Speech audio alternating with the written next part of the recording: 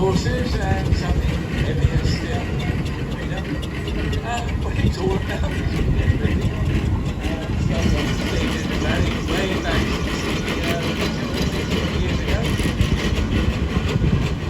Some people think they're all steamrollers, well this one actually is.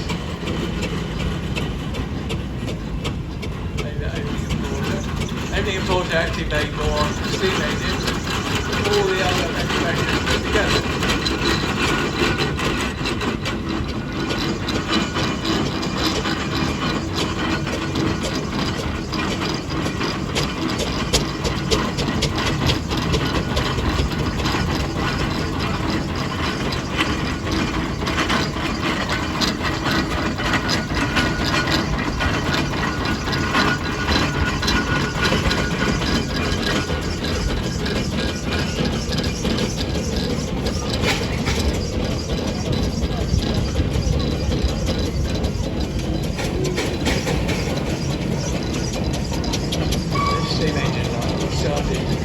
Way back with porcelain engines.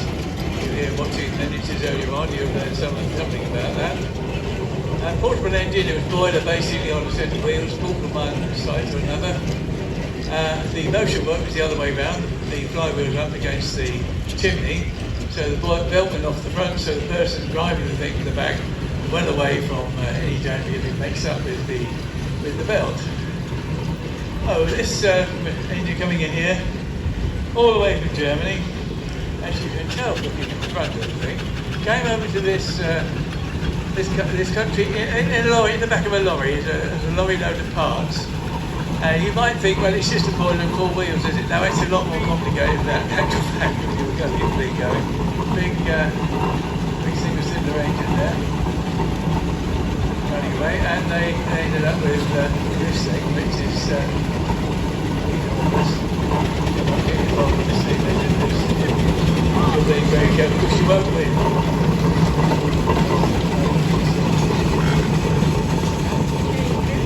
Right, so that's an ornament engine, turn from one place to another, and if it took 4 horses to move it, it was a 4-horse engine. If it took 6 horses, it was a 6-horse engine. Strangely enough, they used the same nomenclature for the first of the sea-going steam engines as well, the ones that were on the Clyde factories, ferries and things, they were only nominal horsepower as well, which seemed a rather odd thing to do, unless they were using seahorses at all. Eventually somebody thought, well, would it be like more convenient if the thing could move itself? And so they came around to the idea of putting a chain drive from the front down to the back wheels with a set of gearing so it could move itself. One of the first people to have water-bound roads. It's called water-bound because it was gravel basically, and you relied on water and the rolling of the engines to keep giving a decent surface to roll on, to work on.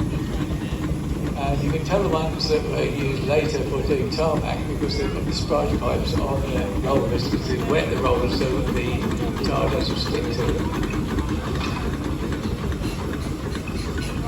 Next engine coming in is a foul. Why do I know it's a foul? Because you look, the front wheels are set well back under the firebox that makes foul. Yeah, makes the turning circle somewhat less than normally with the wheels set a bit further forward.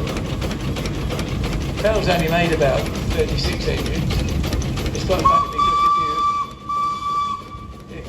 the motion work, you find very often stamped into it something like 86. You're thinking, well, they make things, why is it 86? Well, the thing was that they did everything in serial, so you build an engine which might be number 5, then they build a cloud which will be number 6, and so on. That's why you end up with these peculiar numbering systems. The United Africa Company, they had a whole fleet of these things working on the Liverpool docks, and they were rated usually around 5 tons or whatever.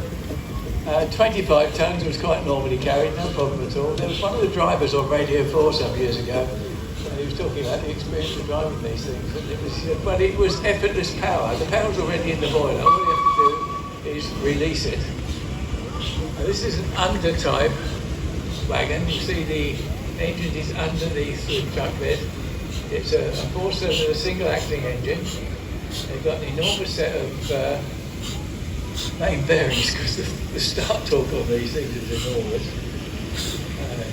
For a steam engine, it's maximum torque at 0 rev, so you have a tremendous amount of power. So you need a big set of bearings. It's funny, isn't it? You talk about bearings for power, and it's just a sleeve bearing and a splash of oil. None of this needle rollers and all the rest of it.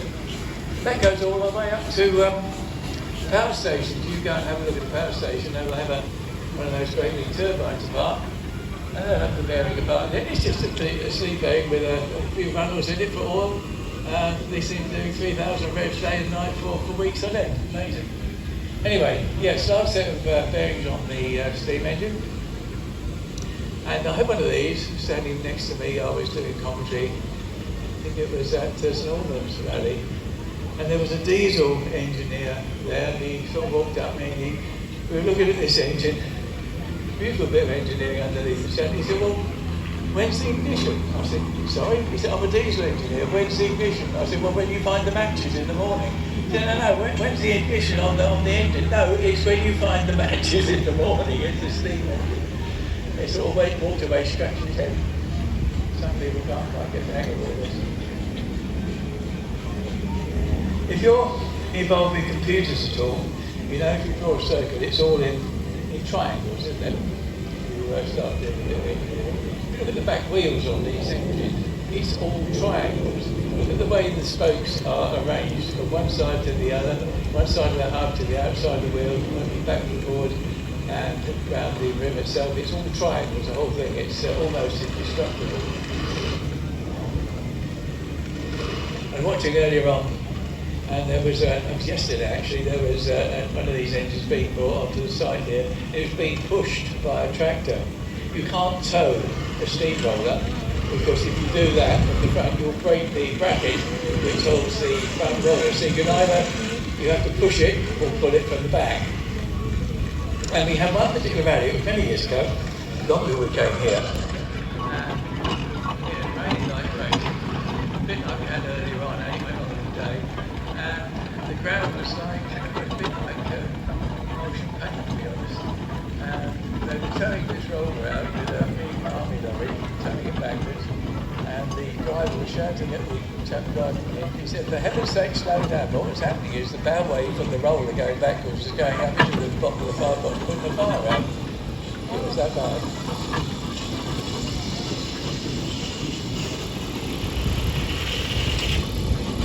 There we are, the under-type wagon. I suppose really the epitome of steam locomotion on the road in the end. They made bus versions of this, all sorts of things. Quite fast too. And they're firing the 8-wheel Sentinel from Chelsea to Wonga. And somebody was following, he said, you guys, you hit 68 miles an hour going along one part of the old A414. And it wasn't difficult, it was just chucking on quite happily, 68 miles an hour. And the acceleration was unbelievable. I was doing the firing, and with one of those things, the vertical boiler, if you're going to decelerate, the driver will shout face, because the last thing you want to be doing is having your face over the top of the fire hole, shuffling cold, and when it decelerates, because you end up with a tremendous bush of flame going up through the fire hole. You don't want to be doing that. So, we've got more coming, or is that? We've got some other things coming.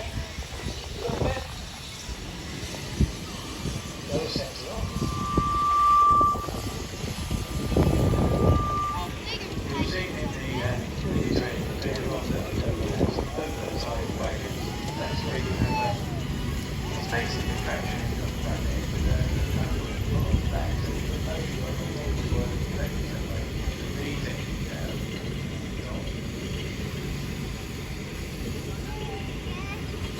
and the trouble with that is it makes the cab rather long, so you end up with quite a lot of the space on the truck bed, as it were, given over to the cab, and this rather overlong boiler at the front with the motion up on top.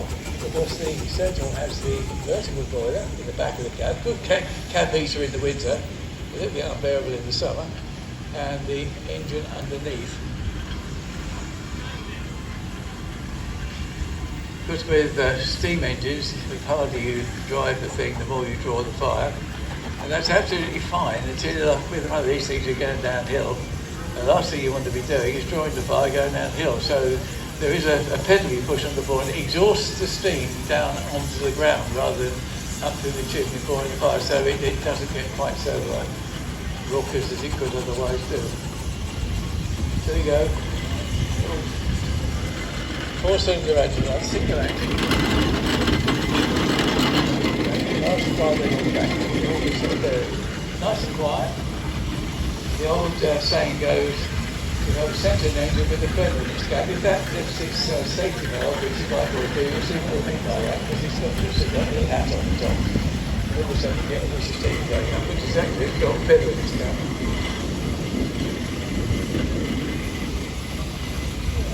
Some of these engines are single-cylinder engines, some of them are compounds. The one coming down towards the room right now, it's a compound engine. You look at it, it comes down, it's got a large cylinder and a small one. The stick goes into the small cylinder first, and as its work gets expanded, and goes then into the larger cylinder, which is what there's more volume, and you use the stick again. You get twice the use out of the stick. Coming in now, it's going right fast. But we've got a roller coming in. Roller will be Aving and Porter rollers. Aving and Porter were the first people to do steam ploughing, incidentally. We all think of John Fowler and Reed to the enormous ploughing engines, but it was Aving and Porter who did it originally. They had a system of anchors around the field and rolled iron rope. It sounds horrendous, doesn't it? The towing thing, the ropes were made out of rolled iron. Not as good as it sounds. You had to be an expert in splicing if you were going to run that sort of thing. And they had these anchors around on the field. You pull the plough around with the engine on this anchor around them. So that's fairly independent. And it was John Fowler who came up with the idea of having two engines. One outside the field with the engine under the equipment. There's a clever arrangement for those engines. You've got two gearing points, one to the rest of the other, so it winds the rope up nice and neatly overhead. And of course, speed bridges, you couldn't have two engines the same. You couldn't have one engine facing forward, one facing backwards. You'd have to have a pair. You'd have to have a left and a right, so they would come as a pair. The serial numbers of the engines would follow one another, and the road tax registration numbers would follow one another as well. And they would pull a plough back and forwards across the field. They could do deep ploughing, they could do mould draining, they could put a bucket arrangement on the thing, and you could dredge lakes out this kind of thing.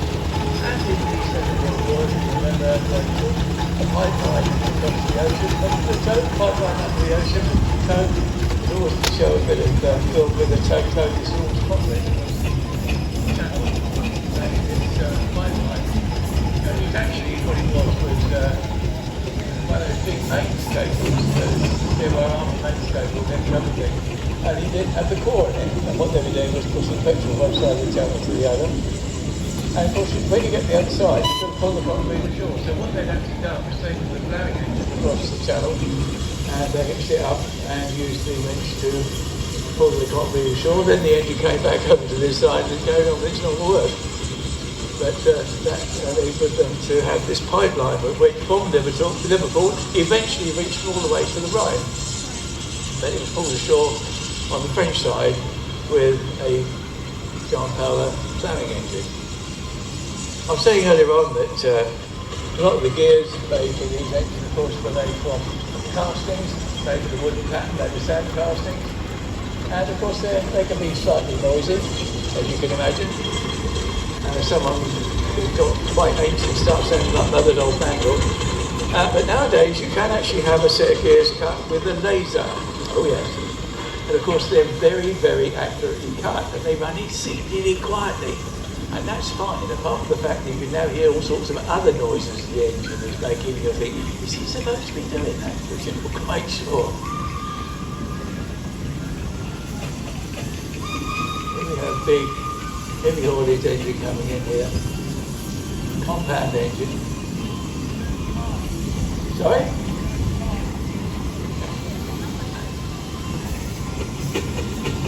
Oh, it's fine for cladding on the boiler, rather than having the boiler work done. And of course, having had boiler work done, you wouldn't have any leaks, so you don't put the cladding onto there, so it's making it less efficient. How can a steam engine run less efficiently? They're only about 3% efficient starting. Most of the heat from the car goes straight up the chimney, and there's 10% nothing we can do about it. This little engine coming in now, little 5-tonner, they became popular because there was a change in the regulations which allowed you to drive a 5-ton engine on your own. You didn't have to have a mate. You don't have that 5 tons, you have to have a steersman and the driver. It confuses the hell out of God if he pulls you up and he starts talking to the person with their hand on the steering wheel. But he's not the driver. No, the driver is the guy with his hand on the regulator. Steersman is nearly aiming at it. You have no control over the engine parts of which direction it's heading in. So you have to talk to the guy with his hand on the regulator. Of course, it's not happening.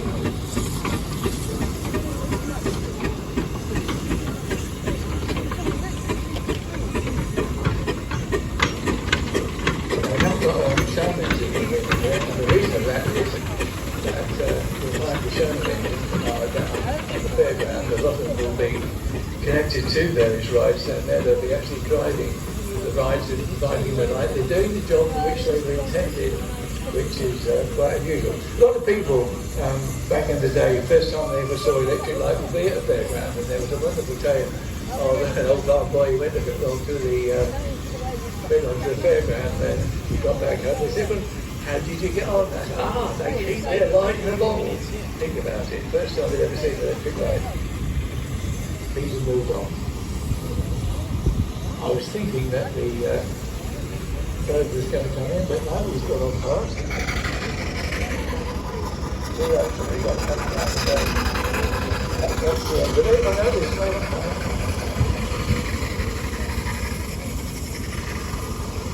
That was a Thetford, of course, were famous for their engines. They also had a strange system with some of theirs, which was a single crank compound. You've got two pistons going backwards and forwards, but they're going backwards and forwards together. So that cut down on the amount of motion work you had to have on the engine itself, made it somewhat cheaper to do. And they had a special cylinder block with passages inside, so the steam could shoot from one end to the other. So it was used for pricing compounding.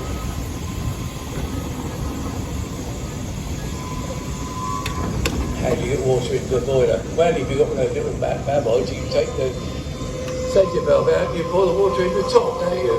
Strange enough, when you have these that, you water it all, you do exactly the same thing. There's a plug you undo, you put a funnel in, you get busy with the bucket, or you put a hose in there, and you fill it up. Then after that, there is a pump on the crosshead, which will actually pump water into the boiler, so it's firing as little and often of water is a different always. There's also a thing called an injector, invented by a Frenchman, 3 cones in a box, and you blow steam through the box, and it's full water, and it whizzes the steam through these cones at hypersonic speed. Good word that, hypersonic speed. The water expands a bit, because it's now getting warm. The pressure in the pipe going towards the boiler goes up, the clack valve opens, and you actually overcome the pressure of the boiler, the steam of the boiler, and the water flows in. It seems most unlikely. It's one of those things, well, it must be a principle of energy conservation, isn't it? Apparently not, because it works. So invented by a Frenchman. I don't remember his name. Somebody will tell me. after this all over again. I think that well may be the end of just coming there. You'll find engines all over the site. This weekend they'll be driving things that is driving push-pull engines and 12 axles and all sorts of bits and pieces.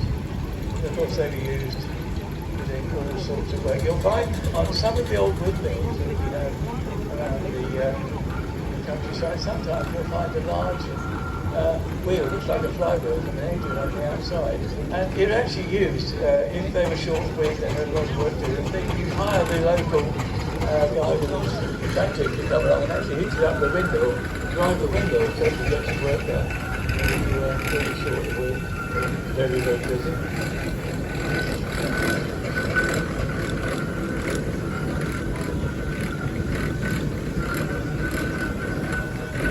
And I'm sure you've all seen the little box of tip tree jam. Yes, we've all seen it, haven't we? Find it all over the place. Every video on the road every day. Yes, that is. But when that factory started, all started up first, Farmer Wilkie went to pick his wife up at the local railway station. She'd been to London and she got a pot of jam in the basket. It's a soft fruit one. I wonder how much of my soft fruit's in that pot. Well, I know I'm going to make this stuff here. So they started making jam in Bedford. And to heat the boiling pans, there was a farmer down the road with a traction engine, and they hitched up the boiler to the boiling pans, and they were using that for making the jam for quite some years. Not like that nowadays, of course, but that's how they started off. A steam order coming in, or he's coming in here about. So, let me have a whistle up, just to talk about.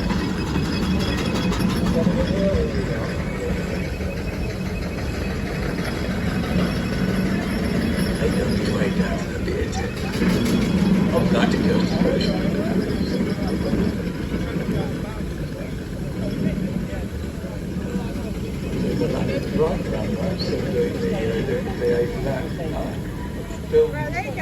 Producer came and I'm looking for a film crew. I said, I'm trying to beer tent project, and that's exactly what they were. Strange that. Okay, guys, get on the whistle chains. Let's have a little bit of whistle up and tell the local countryside that we're all here. They probably know already anyway, but let's do that. Are we all ready? Well, let's get up there, find out where the whistle gets the one you pull, make a noise. That's it. Okay, you ready for this? In 3, 2, 1.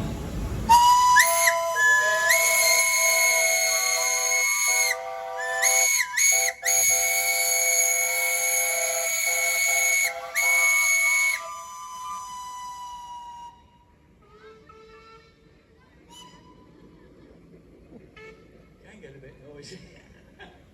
One of the first rallies that this society actually held was at Woburn Abbey. And I remember there was a guy there with a traction engine at the time. He got a Canadian Railway steam whistle fixed to this traction engine. The trouble was, every time you blew the whistle, it dropped the boiler pressure by about 15 pounds. It was an enormous thing. It made the most wonderful sound though. So there we are. If you'd like to come in and take photographs of the engines before they'll go back to their pegs, you're welcome to do so just for a few minutes, and then we'll get them rolling once again.